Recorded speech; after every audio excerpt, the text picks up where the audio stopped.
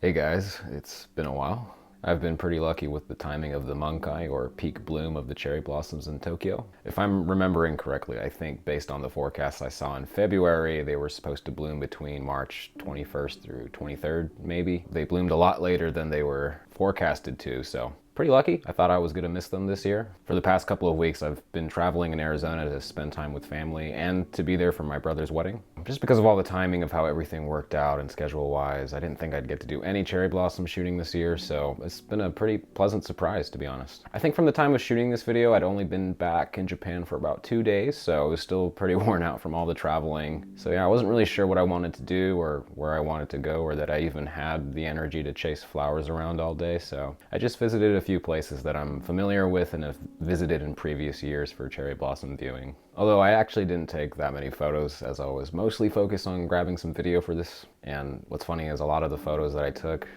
the ones that I liked, had nothing to do with cherry blossoms, so that was kind of amusing. But here's a couple photos that I did take from that day.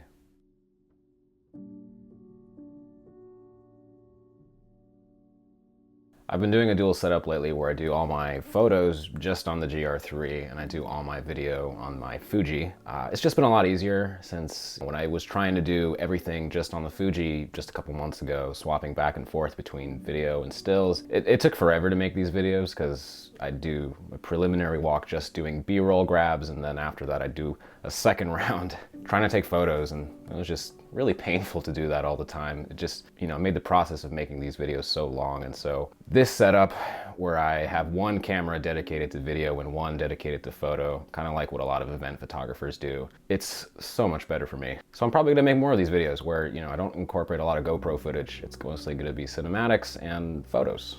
But it's not just that. This little guy is pretty much what I've been doing all of my photography with for the last 2 or 3 months. It's the first camera I pick up whenever I want to go out to take photos. Just the fact that it fits in my jeans pocket is kind of ridiculous and is a big part of why I love it so much. When it came to doing photography during my trip to Arizona, I didn't actually go with the intention of making it a photography trip where I would go out to make videos or just go out solely to do street photography.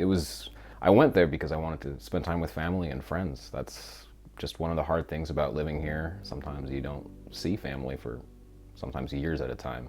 And so even though I actually brought my X-T5, I don't think I used it or pulled it out a single time. I never went out solely to do photography. I was always going out to spend time with people or to do something. And I just couldn't be bothered to bring it along most of the time. But I did always have my GR with me. There's literally never an excuse to not take it with me whenever I leave the house, just because of how small it is. It's also perfect actually to bring to my brother's wedding, since, I think an ick a lot of wedding photographers might have is seeing a guest taking photos with their own big interchangeable lens cameras, and I didn't want to be that guy. I didn't want to step on anyone's toes, so I left the Fuji behind, brought the GR just because it's so unassuming, it's unintimidating, and you just kind of blend in. But more importantly, it encourages me to shoot at times or in places that I probably would never take photos normally, especially with my Fuji, simply because I wouldn't think to bring it with me. One of my favorite photos from the whole trip is actually from a day I went to the Phoenix Zoo with my sister for her birthday, and I snapped a photo of the canopies hanging over the lion exhibit.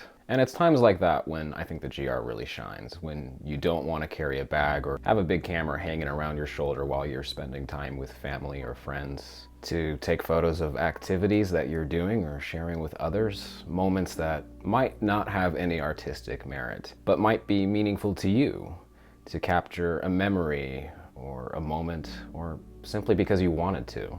That said, I do wish I had the 40mm GR3X. The GR3, the 28mm version, is perfect in Japan and I think most of Asia, but back in Arizona, everything is just so much more spread out. There's more space in between buildings, on the roads, in between just everything. There's not as many pedestrians or just things going on outside. And so I just found it really hard to compose or make photos in a way that I like normally doing. It was challenging. So I think in that instance, having that longer lens might have been a lot nicer.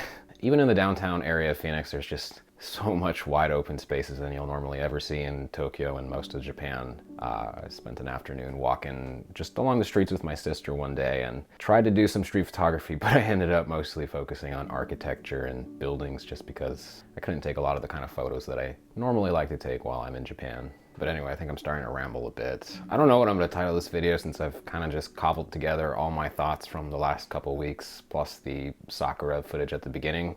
So yeah, I'll have to figure that out. But I hope you enjoyed the video, as well as some of the photos I took from my trip. If you have any questions, please let me know in the comments. I try to answer them as best as I can. And as always, guys, thank you so much for watching and supporting the channel. I'll see you in the next video.